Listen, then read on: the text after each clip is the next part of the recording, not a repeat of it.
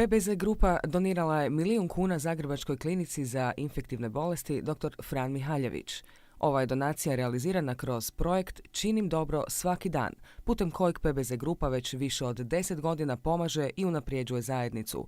Bitna odrednica poslovanja PBZ grupe kao jednog od inicijatora uvođenja promjena na području društveno odgovornog poslovanja je pomaganje zajednici, a kroz donaciju klinici za infektivne bolesti nabavit će se najsuvremenija oprema. Infektivna bolnica dr. Fran Mihaljević je doista jedna od najvažnijih bolnica, najvažnijih ustanova koja pomaže našim sugrađanima kada je to nažalost ponekad i kritično i kada se spašavaju životi, i doista mislimo da je ova donacija ide na pravo mjesto i da će se njome nabaviti najsuvremenija oprema koja će pomoći u zbrinjavanju i spašavanju doista kritičnih slučajeva kada su naši sugrađani teško bolesni.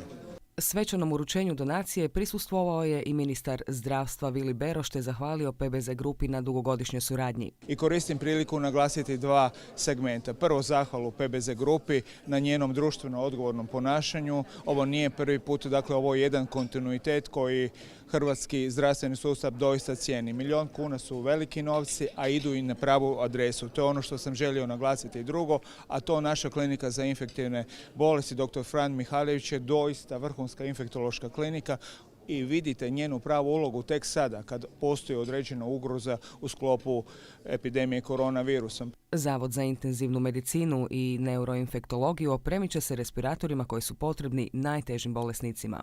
Kupit ćemo respiratore koji omogućavaju održavanje bolesnika na životu, oni kod koji dođe do zatajenja pluća, nemogućnošću adekvatnog disanja. Isto tako još nešto priručne opreme koja nam je važna za brzu dijagnostiku kod takvih bolesnika koji nisu transportabilni.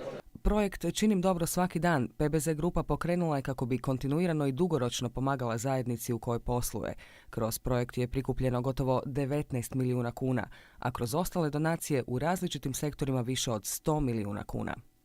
To nas čini daleko institucijom koja je pokazala doista da kod nas društvena odgovornost u poslovanju čini jedan veliki i bitni dio našeg dnevnog pristupa. Činim dobro svaki dan trajan je program koji se nastavlja, pa će i nadalje za svaku transakciju napravljenu Visa karticom sa srcem PBZ donirati po kunu u ovaj humanitarni projekt.